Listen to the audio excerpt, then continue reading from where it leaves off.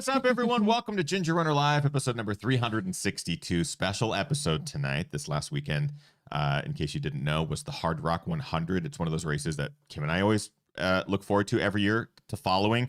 We had Dale Garland, the race's race director, on the show last week. We talked all about the preparation for Hardrock, the fact that it's been, they had to cancel 2 years in a row. This was the first year back. And tonight, I am so excited. We get to have the women's champion who won this last weekend and won the race the last year that they were able to do it. We're so excited to have her back on the show. Sabrina Stanley is going to be joining us here in just a second. So it's going to be a good show. Sit back, relax. The show begins now.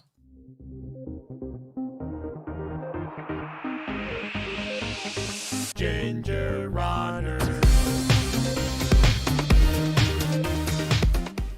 Yay! What is up, everyone? Welcome to Ginger Runner Live, episode number 362. We appreciate you taking some time out of your busy Tuesdays to spend a little bit of it with us. I nailed it. Almost forgot that it's Tuesday. It's not Monday. We are very excited about tonight's show. We did move it from Monday to Tuesday to accommodate our guest because we had to have her on. She's incredible. We've had her on the show before. It's been quite a number of episodes. It's been a while. It's been a while. Yeah. Long overdue. Our guest, Sabrina Stanley, is going to be joining us tonight. She just had an incredible weekend at the Hardrock 100. She is the women's champion. She won the race and did it in an amazing time. We're going to dig into training for the race, the last couple of years since she last won the race. The race was canceled for 2 years, which we talked about on last week's episode. We'll talk to her about training during COVID and everything that's happened in the last year leading up to this weekend's event. And we'll even talk about this weekend's event because it just looked incredible and seemed like such an adventure. We're very excited about tonight's show. But of course, before we introduce our guest, it's not just myself. We also have Kim. Hi. Hi. How are you? I'm doing well. Good. Hi, everyone. Kim Shima Newberry here. Welcome. If you're new, say hi in the chat. We are live, so I'll be checking the chat room throughout the hour. If you have questions for our wonderful guest, you can ask them there. We already have lots of questions rolling in. I don't doubt that tonight's episode is going to be jam-packed with questions. So make sure you get them in early. Kim will pull them aside from the live chat, and we'll try to get through as many as we can while we have Sabrina. Yeah. And before we introduce our guests, we do have some individuals we'd like to thank at the top of every Ginger Runner Live episode. It is because of them that we're able to do this show live every week. This is our full-time job. It's an amazing opportunity. So thank you so much to our GR crew. You can join the GR crew if you go to patreon.com/thegingerrunner. All levels, you become a member of the crew with really cool perks on the back end. 3 individuals in particular at the top tier we like to mention at the top of every Ginger Runner Live episode. Brian Sands. Brian Sands is an ultra runner himself and truly inspiring individual. At the age of 50, ran his first marathon, his first 50K. Last year, did his first 100-miler. Currently training for a 200-plus miler. The man is a true inspiration. We just love having him on board, and he's inspiring the crew every day. Rick Bjarnason. Rick is a Canadian ultra runner. He just attempted the Sinister 7 a couple weekends ago. The heat was insane. The course was insane. Super hard course. Super hard course. But Rick is a super talented ultra runner, as well as a web designer. He redid the gingerrunner.com website. His company, cheekymonkeymedia.ca, are a fantastic company to work with. We're really honored to have had them partner with us. But thank you, Rick. And finally, Brendan Quarrell. Brendan Quarrell is an Australian ultra runner. We're excited to have him be a part of the crew as well. He is training for his first 100-miler that he will be running in 2025 at the before he turns 60 there years old. You go. He is just one of the funniest guys that we know. He's an amazing crew member, truly inspiring, and he'll be running the Yu Yang's 100-miler in 2025. It's a pretty cool race. They have a bunch of different distances, and he's going to tackle each distance before he levels up to the 100. It may be multiple distance per year. So thank you, Brendan. Thank you, Brian. And thank you, Rick. We appreciate all of you. Okay. Without further ado, our guest is coming to us from Silverton, Colorado, where the oxygen is less? Not in our favor. Not in our favor. We would do very poorly there. Every time we visit Colorado, it takes us days to acclimate. Sabrina Stanley. Yay. Hello. Hello. Thank you guys so much for having me. It's so great to have you back on the show. I feel like last time we chatted with you, it was after Hurt. And was it after Hardrock or was it right before Hardrock? I think it was after Hardrock too. I don't remember. I know hurt for sure. Basically, you were having an amazing year, and you are an amazing racer, and you've had incredible years since then as well. But it was just an honor to have you on then, even more so now because of this last weekend. How are you recovering first and foremost? Because running 100 is obviously a big deal, let alone hard rock. Are you able to kick your feet up? Are you relaxing? Kind of. I'm trying to. We're actually leaving tomorrow to start our journey to UTMB. And so Oh, after I get a call, I need to pack because we're leaving in the morning. We're driving up to Washington actually to spend time with family and drop our dog off. And then we'll fly out of Seattle. So yeah, I haven't all day. I've been like doing like coaching things and just getting caught up on like interviews and I don't know, just emailing everyone. So I still have to pack. And so that needs tonight. I appreciate you carving some time out for tonight's show. That's sort of why we were so excited to do this, is because we know obviously very busy. But I before I start digging into this last weekend, because there's so much to talk about, I do want to kind of talk about your journey over the last couple of years since the last Hard Rock. Obviously, Hard Rock means a lot to you, right? What is it about this race that is so special to you and brought you back and continues to bring you back? I mean, the course speaks for itself. The town is amazing as well. I mean, we chose to live here full time now. The community is incredible. It's a town of roughly 650 people. So you know everybody. The grocery store like had a sign up for me, which was crazy. The Bent Elbow restaurant in town, when my crew went there after I won, they bought them all lunch. And so it's just a really small town vibe, and the community just kind of like absorbed us as one of their own. So that's one of the main reasons. But again, the beauty of the course, the epicness. Like I love mountains. I love to climb, and it's so remote. And so all those things just really spoke to me. And I don't know how, but I got it in my head that I want to win it in both directions. And so once that was there, I couldn't get rid of it until that was accomplished. And so um, I'm I'm happy I did it both directions and won both directions. But now like I need to focus on other races. I feel like so. I'll still be here and like training on course when I can, but I think moving forward now I can put that one to bed a little bit. I I've been told that you're a true hard rocker when you run it both directions. It takes running both directions to do it. Winning both directions is a whole other sort of level of expertise. When did you move to Silverton, and was it specifically to dial in hard rock? Yeah, Avery and I moved here April of, or actually I think it's May of 2018 for the first hard rock that I did. And we decided just to live out of a camper and spend the summer here. And then we went back to Steamboat that winter. And over the winter, we were like, no, we belong in Silverton. And so that next April, we moved here full time in 2019 Hmm. and have been here ever since. I can only imagine that having the San Juans as your backyard is incredible training grounds, not just for hard rock. How has it sort of adapted itself to other races? Because I feel like I remember a quote from you saying that you won the last 13 races that you run. Is that correct? My last 13 ultras. I did a Ultras. trail marathon and I took second. But if you count just ultras, which I would say my last 13, yeah. So the So there's training, the mountains, I'm assuming it adapts pretty well to all different styles of races two and locations. for sure. I mean, in the winter, you can't really get vertical in, which is kind of strange thinking about. I mean, you have all these mountains, but they're the trails are so packed with snow. I mean, early June or too early June. So you have two roads, and you can get 7 miles back on one and 8 miles back on the other, and they're relatively flat. You get like 1,200 or 1,500 feet depending on the road, and so like, and that's all together. So it's 16 round trip with 1,200 feet a gain, Sure. and so it's actually pretty flat running in the winter, and so you can kind of get your turnover going. And then in the summers when you focus on vertical and strength, and then on really nasty days in the winter, we bought a treadmill. And so if I'm like really looking for a tempo or speed workout, I hit the treadmill. But yeah, so you kind of get a little of everything. It's not like you just have to do vertical all day, every day. Um, yeah, there's a nice combination there. I it's you just even mentioning UTMB at the top of the show too makes me realize just how talented and tough you have to be to tackle races like this because of their extremes, right? The altitude, sure, the remoteness, sure. Do you think that gives you a competitive edge? Do you seek out these types of challenges for that additional confidence, almost like you have to be confident going into these things?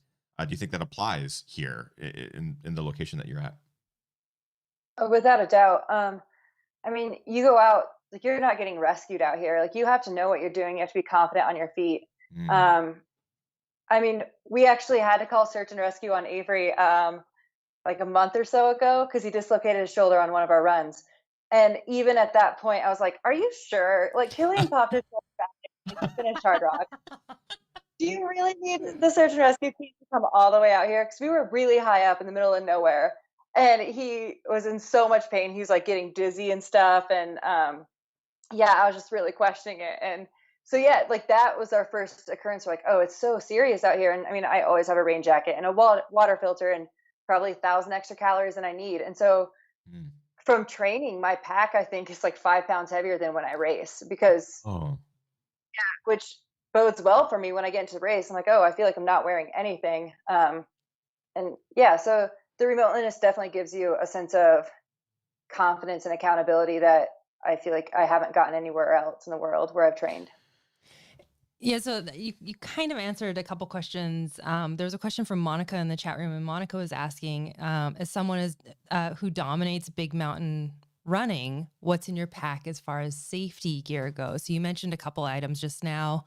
Is there anything else that you generally carry when you're out training? Yeah, I check the weather every single morning before I go out. Sure. And unless it says like 100%, 0% chance of rain, if it's even 5% or 10%, I have a nice rain jacket with me. I have rain pants. I have a water filter. I have my 2 water flasks. And then I don't need them, but I typically have probably like 1,000 to 1,500 calories on me. Um, and then I carry like chapstick and my cell phone just in case. Since Avery dislocated his shoulder that trip, we were like, it's best to have it in reach on us because we didn't have it in reach when he dislocated his shoulder. But luckily, we were high enough; we had service. But it kind of again brought it home that we have it in reach. Like, why wouldn't you just run with it? Right. And so that as well. Then I have my poles and an extra pair of gloves also. And if it's like really going to be nasty out, I'll have a beanie also. So like my pack is pretty full when I head out to train. And I train in my pack. I would say there's less than 5 runs a year where I go on outside or in the summer where I don't have my pack. And Yeah. those are like taper runs where it's like the week of the race. I'm gonna try to get a little deeper here because I'm finding I forget this from our conversation last time, and also with all that you do with Nolan's 14 and all these incredible, highly difficult, highly mountainous and high risk and consequence is the word I was looking for, like high consequence sort of scenarios that you find yourself in. What is it that draws you to those types of things? Because I know we've chatted with you about really difficult races. Hurt 100's difficult. Hard Rock's difficult. Nolan's I can't even fathom. But what is it about those things that sort of draws you to that sort of extra level of consequence, like these things that are so intense? Is there something about them that drives you and pushes you to want to complete them and to participate in them? It's extra. Yeah, I don't know to be honest. I mean, as far as training goes, there's just something in me that I want to get as far away from society as possible. Like Mm. it's not even getting far away from society, but it's like the aspect of discovery. Like I want to feel like no one else has been here and that no one else I'm not going to see anyone else and like this is my trail run and um yeah, there's just like this sense of like peacefulness when you're not going to see another soul that day and there's no Mm. one else on the trail or if you're off trail you can just go wherever you want. Like training for Nolan so much I really got in the mindset of like everything is available, everything is open, you don't have to stay on trail.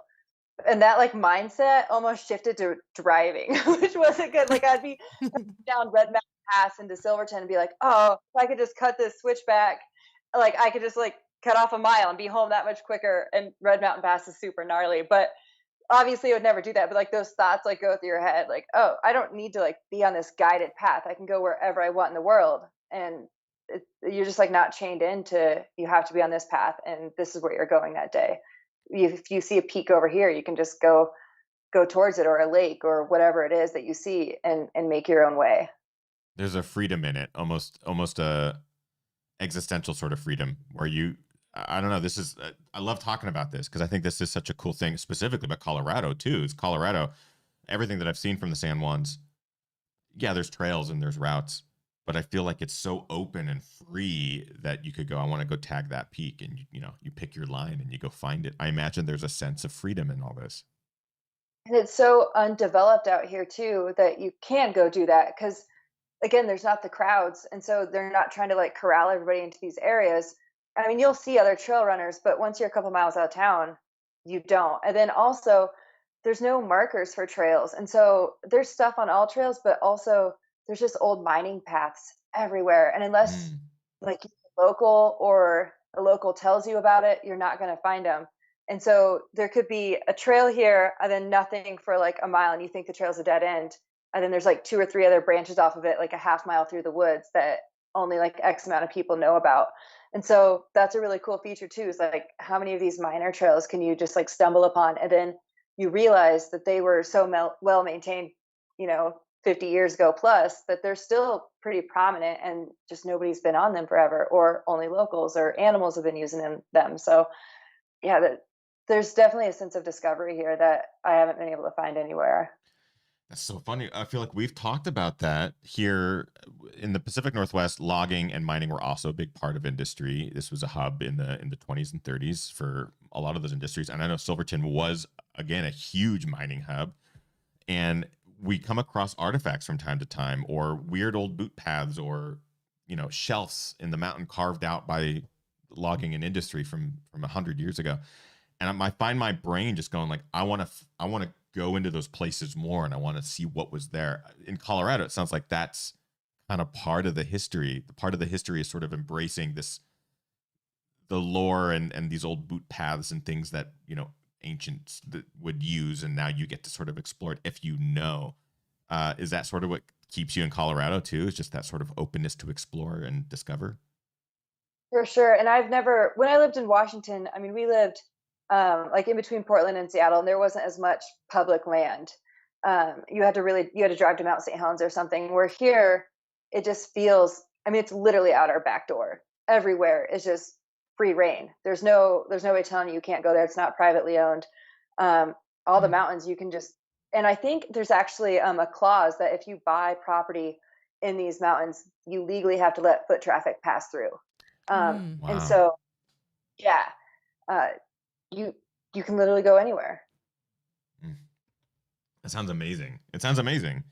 All right, so I do kind of want to start digging into this weekend's race and the last year.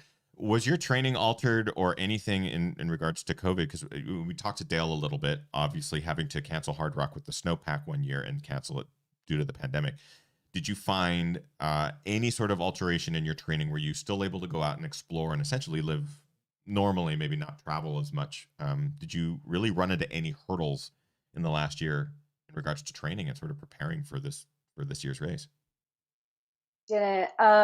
I thought there might be at some point. We only have one sheriff on duty, or one cop on duty in town at a time. And so Is it Bill? Is it there was, Sheriff Bill? Is that his name? you're close. Bruce. Yeah. Yeah, Kim Wrinkle, one of would our talk crew about members, him. had talked about him before. Apparently, Sheriff Bruce is awesome. Yeah, yeah. I mean, there's a few, like there's a guy that comes up from Durango, and he'll give Bruce a few days off if needed. And then there's a lady cop as well. But yeah, anyway, so there's only one cop on duty in town at any given time. So there were rumors early on in COVID that they might shut down the forest, and you had to stay inside. And we were like, there's only one cop on duty, and there's no way he could catch us. Like, we're just gonna run. It never came to that, and so we were still able to train here. And then when I decided to do Nolan's, we just went up and camped. We camped for weeks and weeks, if not months, off and on. And so we were also just kind of living in our own little world, and it almost felt like COVID didn't exist because we Yeah. had just our site and that was it, and we were kind of shut off from the world. Yeah, so we just kind of hunkered down and didn't worry about racing and focused on our training in Nolan's, and went from there. Yeah, it's kind of the similar what we've heard from other people who live in Colorado and especially more remote. It's like you were able to kind of stay in your own little bubble as it was. And we've talked with Kim Wrinkle, a local in Silverton, a little bit. And he talked about Sheriff Bruce a lot and how Silverton was essentially protected, right? It sounded like you guys had a pretty good system of there weren't a lot of tourists coming up. It was sort of the town was the town's bubble, right? Um, it did that lend itself to a proper training block for you? Like, did it allow you to really just focus on this one goal? Yeah, I mean, it was eerie kind of though, because you know, well, I don't know, because we left pretty early in the summer, so it was eerie Mm, for us because we were here March, April, and May, which were like the prime, like what is COVID, what's right. happening, scary is it? And so it was a ghost town here. It was so bizarre. And then we left June 1st to go up and train in this watch for Nolan's, and then we heard that Silverton just exploded with tourism towards the end of summer because everybody was not going back to school. They were off of work or working remotely, so they could travel more. But Sheriff Bruce, really early on in COVID, kind of put his foot down and was, I think we were one of the first towns to say, like, no, unless you own property here, you're not allowed in our town right now. Cool. When there was a lot of questions still in the air, nobody knew what was going on. Yeah, he very early on put capacity rules on restaurants, then outdoor seating, and he was very proactive in all those ways, and got a lot of flack from it too, from certain groups in the community. But yeah, by the time that we kind of, I would say, the world became more comfortable with what COVID was, we had left Silverton, and we did come back from time to time because I mean this is our home base and we have an apartment here, but we were just camping this watch and studying the Nolan's course for most of the summer. Got it.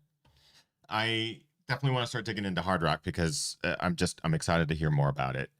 This race in particular was special, obviously, 2 years coming back to Hard Rock.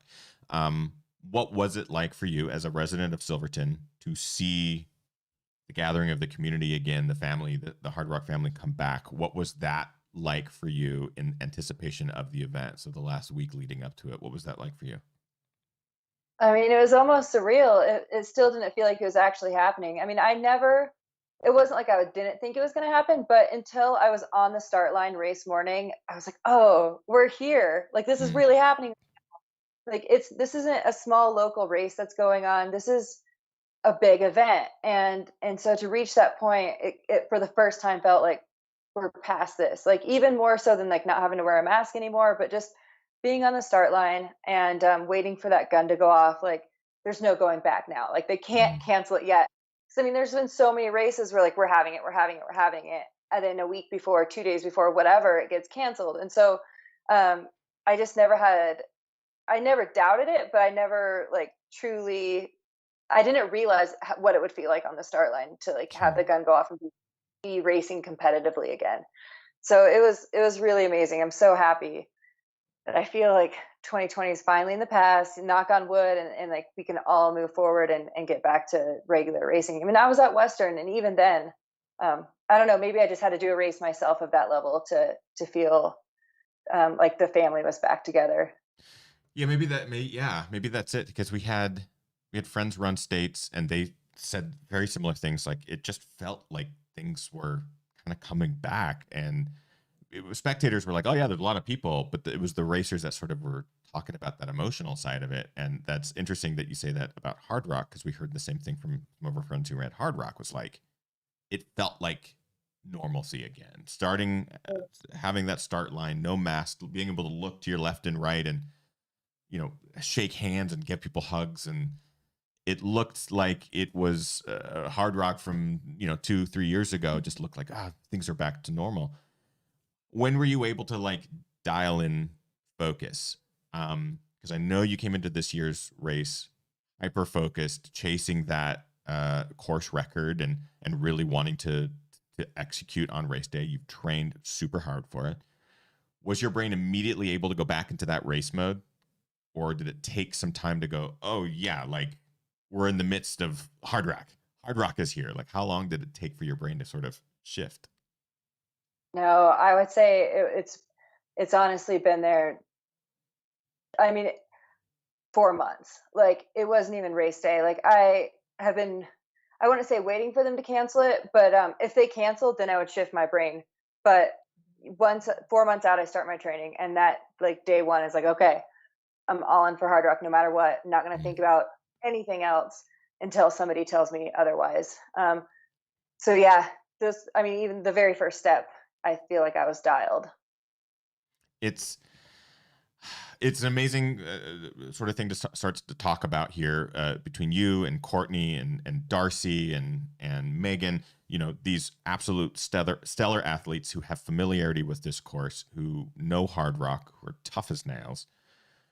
Did you feel the pressure of the race? Did you, between you and Courtney, especially up front, like, was it a, wow, I'm battling with Courtney, or I'm battling with Darcy, or I'm battling that? Or were you able to stay hyper focused on the course record?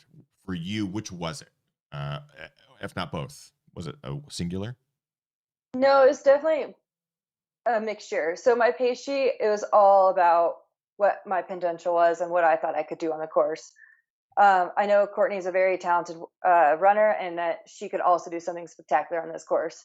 So I was also, aware of that. And so when I was training, although I'm thinking about my paces and Diana Finkel's splits and what I could do compared to those, I'm also envisioning, like, I've ran the last 7 miles of Hard Rock 1,000 times with Courtney. I've never actually seen her in person, but we've sprinted to the finish together 1,000 times.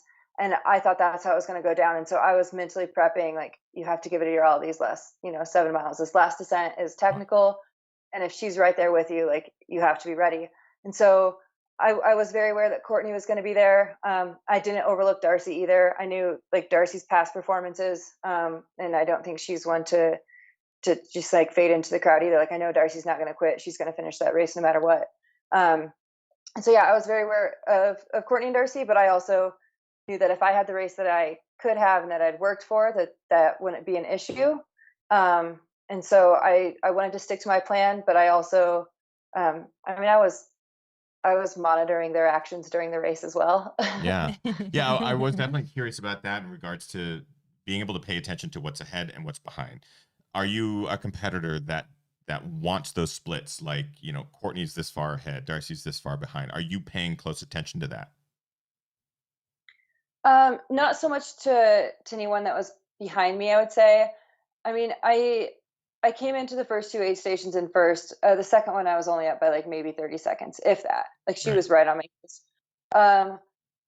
Yeah, I mentally have also, going into Hard Rock, was really trying to coach myself and prep myself that I'm going to be behind by an hour at Uray, because those are the splits I had set up. And I figured Courtney would go out a little bit fast and she would get to Uray really quick.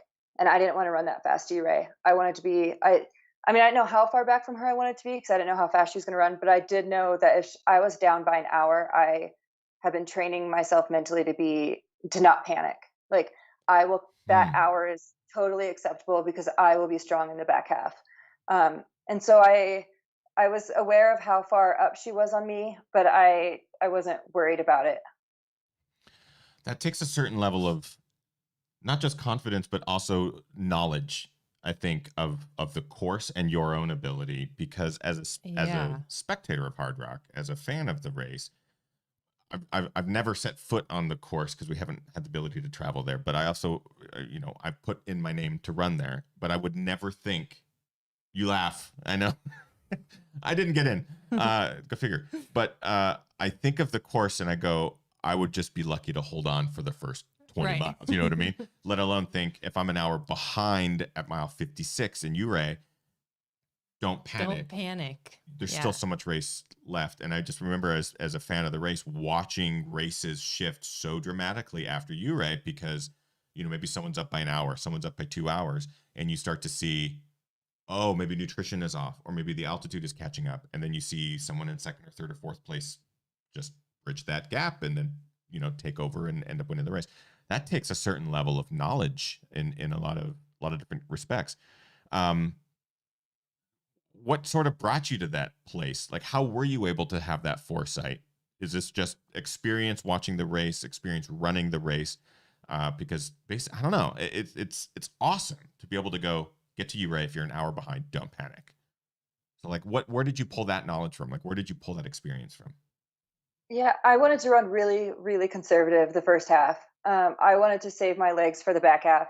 And I love Camp Bird Road. It's so runnable.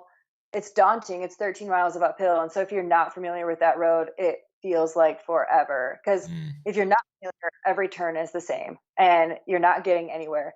But in the winter, that's the only place we can get vertical besides the treadmill because they plow it 7 miles up. And so I run it 2, 3 times a week in the winter. I know every turn of that road for the first 7 miles. And then after that, I run it a few times in the summer as well to get those higher miles. Um, so yeah, I was really confident going into Camp Bird that I would gain at minimum 15 minutes on her, if not more. And then I knew how runnable it was down into Telluride. Then you get mile 75. Like just again, from knowing the course, knowing the runnable sections, knowing where I can really just open up my hips and my stride and go for it. And I knew, I didn't know, but I kind of figured that she didn't know the course like that. Um, and that she just just from lack of knowledge would not go full send down into Telluride because you never know when the next climb is coming. I think again that just comes from experience. Every race that I've done that I've repeated, I've gotten better at. And so you know when to conserve energy and when you can go for it. And so I just felt extremely comfortable against my competition. And I knew Darcy knows the course. Yeah. But looking at her splits from past years, I was confident that she could come in second. But I didn't think that she would be competing with me at that level that late in the race. I totally appreciate the full disclosure and honesty here as well, because I think there's a certain um, mindset that sometimes we touch on subjects like this in our shows where we talk to an athlete who's talking about the competition and talking about I was chasing down fourth place, or I knew that there was a bunch of heat behind me, and I just had to kind of play the game and kind of wait it out and see what happens, and things are sort of spontaneous. I like it's a different approach, and it's a really skilled and super thought out and tactile like approach to this of thinking through a race. And it feels like this is exactly the type of race where you need to have that to do well at it. It seems like you need to have that knowledge of not just the course, but of splits and your body and your ability. We are again live with Sabrina Stanley. Kim has tons of questions. I'm finding myself just wanting to talk and talk. Kim, take it away. Yeah, a question from Java in the chat room. They ask, what impact on your race did it have when, sorry, let me start that again. What impact on your race did it have on you mentally when you saw that Courtney DNF'd? Yeah, so I was probably 4 miles up Camp Bird Road, and the sun hadn't set yet. I love running at night. I love headlamp hunting. I love chasing down someone. So when I saw her 4 miles in, sitting on the side of the road, it was like a cat and mouse game that ended before it started. Like I felt like I was waiting to Ray to race, and then like it was over. So we ran up on her. She was sitting on the side of the road. Didn't realize it was her at first because there was someone with her. And when we saw that she was sitting, I asked if she was okay. She was on a cell phone, and she said that everything was fine. She seemed super cheery, and she told me to go get the course record. And I told her to come chase me, and she didn't really respond. And so we just kept running. We didn't know what was happening. We didn't know she had DNF'd at that point. So I obviously wanted to look super strong. We ran off. I made sure and got some calories in case for whatever reason she decided to stand up and keep going. I wanted to be ready for that. We got to the next two aid stations. They're both remote, and nobody knew what was going on either. And so it wasn't until I don't know where she officially dropped at. I would guess I saw her around mile 60, but I didn't find out she dropped until like 11 p.m. that night, and I saw her probably like at 8. So yeah, it was mile 75 when I found out. I got into Telluride and realized that she had pulled the plug. Yeah, honestly, my brain shouldn't work like this, and I'm working on it. But I think I would have had a faster time if she had stayed in. I do. I knew Darcy was 2 hours back at that point, if not more. I in all of my training, I thought Courtney was going to be breathing down my neck, or I was going to be breathing down hers to the finish. And so it kind of threw me off. And I mentally, tried to push as hard as I could. I had a really, really rough climb out of your Telluride, and I don't know if that climb. I think mentally I would have been in a completely different space if I was fighting for it. Mm. That that's interesting to think about as well. I mean, we're big Courtney fans, we're big Sabrina fans, obviously, and as fans who are watching from afar, it was like, oh, this is gonna be the race of a lifetime. You know, we're getting so excited following tweets. Let's be honest, we're just following tweets, Refreshing Twitter. refreshing on the regular. And it was sad as fans of the sport to know, like, oh man, this amazing race, it felt like it ended too early as well. But obviously so many things can happen in any sort of race, a 100 miler, a mountain 100 miler. It sounds like your stomach also went south at some point, or at least you were puking to some degree. When did things start getting rough? I know you mentioned just leaving Telluride there. Was that the roughest hump of the race for you, or did it get worse from there? When did things start getting dicey? I would say the biggest impact mileage wise during my race was Cunningham to Maggie, which is mile like 9 to 18. Um, yeah, I really messed up early on. So we started out, we were running, Courtney and Darcy were in front, and then I ended up passing them, and I felt really good on that downhill. Came into Cunningham aid station mile 9, and my crew wasn't there. I had one crew person there, but Avery, Dean, and my brother, who are always there, weren't. And I was so thrown off that Abby, my girlfriend, was there. Excuse me, and she was like trying to hand me water bottles, which was not the like I was going to switch packs, and so I was really confused why she was handing me water bottles and not my pack. And I was like, I looked at her, and she was like trying to crew me, but it didn't seem right. And I was like, I gotta go. Like, I don't have time for this. I don't know what's going on, but I don't have time for it. I gotta go. And so I didn't break stride. I just sprinted right out of the aid station. I didn't get salt tabs. I didn't get nutrition. I didn't refill my water bottles. And I started the next climb. And I'd ran really hard the first 9 miles. And so 5 minutes in, I realized, or 5 minutes out of that aid station, I realized how much I messed up. And my legs started cramping on that climb really, really bad. My quads were just like seized up. So I took it back a notch and just started hiking at what felt as comfortable as I could. And I knew I was going to get passed, and Courtney did pass me. And I knew there was a creek at the top of that climb. So I was waiting for that creek to fill my water up. And I get up there, and there's 200 plus sheep in the creek. And so I'm like this like clean mountain water, and it's just like sheep stuff. And so I'm like, I don't really have a choice. So I filled my water bottle up with whatever was in that water. Keep hiking, and like Billy Yang is out there filming. So I'm like trying to put on a happy face that like I'm fine. Even like my quads are so tight, and my feet are starting to cramp, and I'm just praying, like, just get to Maggie, just get to Maggie. Yeah. And so I eventually got there and drank an entire bottle of pickle juice. But I think those, 9 or 10 miles, I never did cramp again after that. But I think my quads were so tight that the entire rest of the race, it felt like I'd maxed out squats the day before. Wow.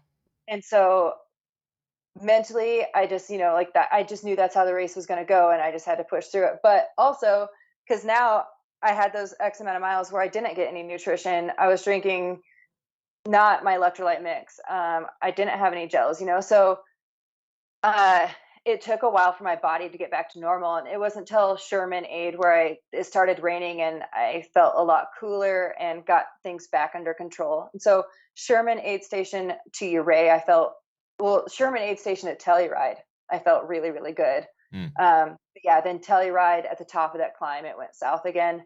The earlier on where I messed up, I was just going to the bathroom a lot more than I needed to or wanted to. And that was the same at the top of Telluride. And then Telluride is when I really started just like vomiting, which at that point we're like, okay, no more caffeine and no more gels. Like, you just got to go on liquid calories and push through. And so obviously that's going to affect your pace. So at that point, it just became a get it done, and paces kind of went out the window, and I was just going one step at a time as fast as I could. Yeah, because it's like less than a marathon from that point out, right? So at that point, you're probably just taking down the miles. It sounds like it'd be easy, but I mean, you still have massive climbs. Yeah, I mean, the course, it doesn't get any easier as you get further in, and especially when now your tank's running empty, those miles just seem to go that much slower, which then makes it that much harder later on. It just compounds, you know. Um, but eventually, the sun came up, and that was also a huge help. And then you know, it's the run to the finish, and yeah. The run to the finish I do want to touch on because I can only imagine what this moment was like for you. I do want to get to a couple live questions before we sort of get to the end of the adventure. Yeah, Jean in the chat room asked, having won both the clockwise and counter, do you have a favorite direction? Yes, counterclockwise. I think it is faster. I asked a dozen people before I did it, very experienced hard rockers. Everybody said it doesn't matter.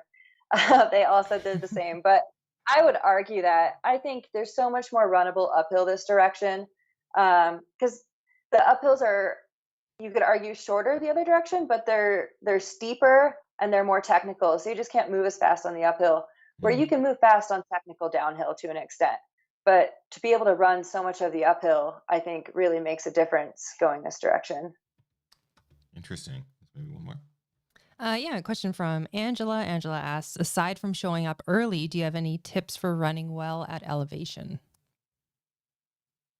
I would say just keep moving forward, but don't worry about pace. You know, like one step at a time. As I think people get caught up on splits, and they're like, "Oh, I just did a 30-minute mile," but that's normal. I mean, I always say my goals for Nolan's were not to have a mile that was longer than an hour, and not to have a day where my average time was less than 20-minute miles. And I rarely hit either one of those goals. So Wow. just know, like, you're not going to be fast out here, and like slow is fast. And so one step at a time. And if you're hiking or walking, as long as you're moving, like, you're making progress is progress. So be patient.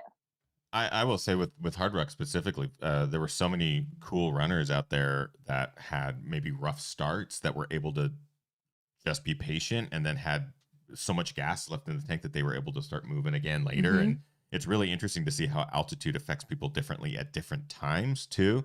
I want to talk about this last push because you obviously talk about, it sounds like you had one hell of an adventure out there, from sheep water to yakking on the top of a climb and all that stuff.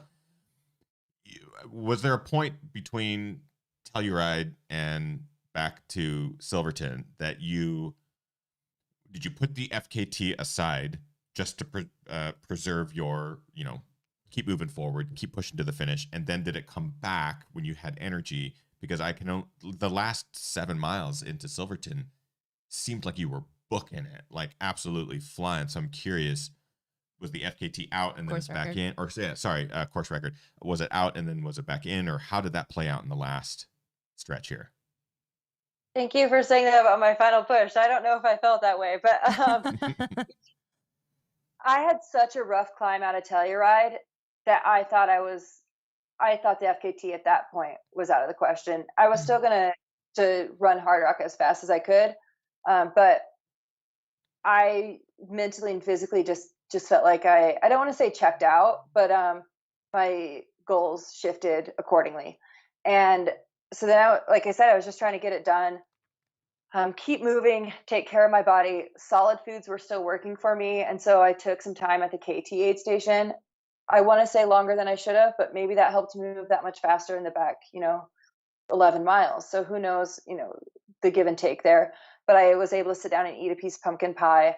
And then we headed out, and that's when Browning passed me, was at KT aid station. And then it was kind of nice having him, because I was able to see him during certain switchbacks and stuff, and kind of follow him and keep moving forward and have him kind of drag me along, I guess, mentally. And so then we got to the top of the final ascent. You have 7 miles, and well, I don't even think it's that. It's 7 miles from my house, but not from the finish. And so um, Avery was with me, and he said, "I think you still have a shot at the FKT. Do you want me to break it down for you and give you the splits?" And I said, "No." Um, I I was struggling. I was really struggling, and I honestly didn't think I could do it, which is not the right mindset. And so I didn't want the splits, and I said, I will run as hard as I possibly can, but I like, that's all I can give you right now. So I don't care about the splits, but I will do what I can. And so I feel like I slowly got faster and faster as I descended.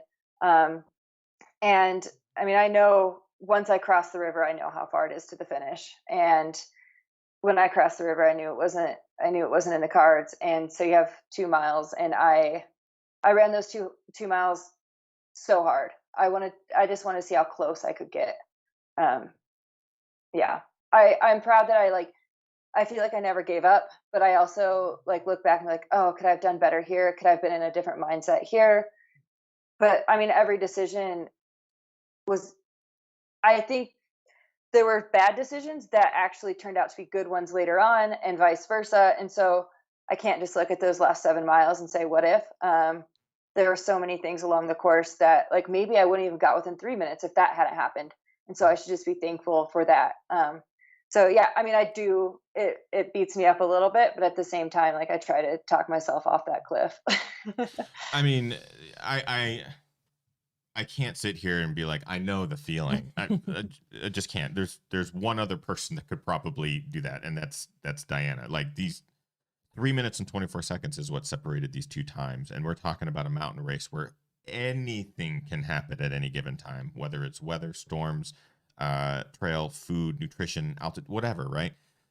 Sabrina Stanley finished first female at the Hardrock 100 2021 in a time of 27 hours, 21 minutes, and 48 seconds, which is obviously the fastest time that day for a woman, but just so close to the FK or the course record. It's an incredible run, Sabrina. It is mind-blowing how fast that was, and the day just seemed to play out. Did it play out as expected, or did you anticipate having a flawless day? I mean, I always expect to have a flawless day, but also, I don't think I would say there's 2 races where I'd say they were close to flawless, in my entire life, and I still wouldn't say they were flawless. So, I mean, it's ultra running. That's 100 miles. It's 100 miles in the mountains. From Grand Raid, I had the worst 50 to 100K. Like it was the worst start of a race I've ever had in my entire life, and I came back and I won. And so when things went south early at Hardrock, I just kept telling myself like the universe is telling you to slow down for a reason. Listen to it. You're gonna have legs later. Like just whatever's happening, like appreciate it, keep moving, and things will change. Like if you're having a great 10 miles, it's probably not gonna be, you're gonna have a rough 2 or 3 miles afterwards. If you're having a really rough 10 miles, you're gonna have a phenomenal 20 miles. Yeah. And so just embrace whatever's happening in that moment and keep pushing. So yeah, I obviously plan to have a flawless day, but I don't ever take it for granted. Like it's going to happen without a question, without any hiccups. And so when hiccups happen, I'm ready for them. Yeah, but there is going to be a day where I'm going to nail 100 miles, and I'm going to do it start to finish like phenomenally. And it's okay if it wasn't Hardrock, because that just means it's going to be at UTMB or it's going to be at Western or Leadville, so it's coming. I'm learning each time, and that's exciting. It's exciting as a fan, because if this is not a flawless day and this is the performance you get, I don't want to be there. Like I don't want to be in front of you being chased by you on a day that is flawless, because it's going to be amazing. Our guest tonight, Sabrina Stanley, the reigning champion of the Hardrock 100. It is an honor to have you on the show and to talk to you. It's always a really great conversation. We just get like a rawness that I don't think we get from a lot of athletes, just an openness and kind of a bluntness that we really, truly enjoy. Maybe we get to one more live question and then we'll move right into the after show. Sure. There was a question earlier in the show from Monica, and Monica was asking, how do you stay motivated for the incredible volume of training that you put in year after year? I would say each year I set my goal a little bit higher. I mean, I put in more volume this year coming into Hardrock than I ever had. And there's like a tranquility about it, almost like a checklist. Like I did 500-mile weeks, and one of them was 112, and I did them all back to back without a rest week. And I've never put in that kind of volume consecutively. And I started those 5 weeks like not knowing how it was going to go, and every week it's like, okay, I can check that off and move on to the next one. And it was kind of, I blocked it out, in 5 segments in my head. And as each week progressed, I don't want to say it became easier, but it became normal. Mm. So it became normal to be on the trail for, like, I was stoked when I got home under 8 hours because that was so rare. And it was just like going to a 9 to 5. Like, you clock in, you're out on the trail all day, and then you come back home. And it was just a task I had to do for the goals I wanted to achieve. And I believed, and I think the belief is more important than the training even. Like, I believed that those 5 weeks were going to get me first place at Hard Rock. And I probably could have done 5 70-mile weeks and gotten the same results. But I didn't believe that. Like, I thought I had to do this. And because I did it, and because I was able to check those weeks off without a hitch in any of them, like, I knew going into Hard Rock that my training was on point. And so I think it's just a belief in your training and whatever your training is, to like know that you're doing it right. And just, I mean, it's trust the process. That's it. And be passionate about your goals.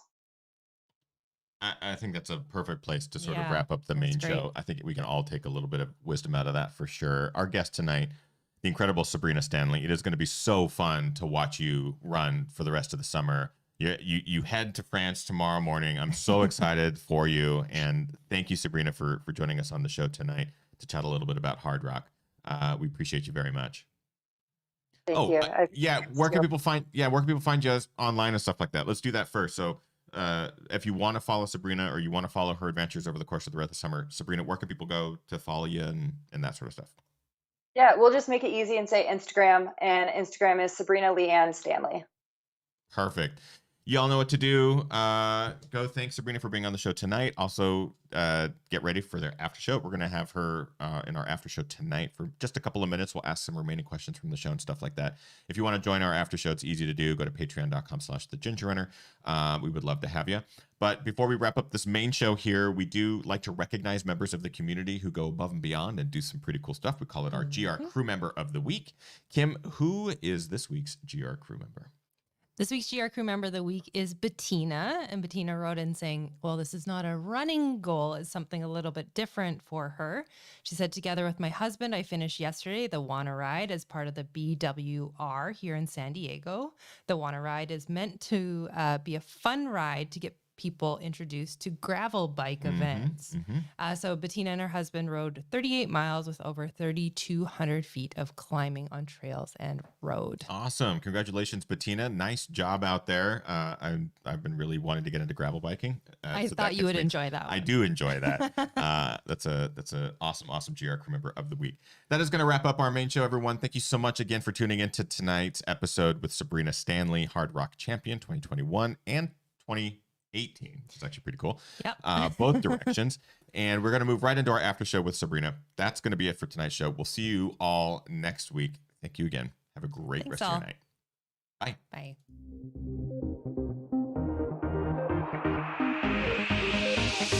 Ginger Runner.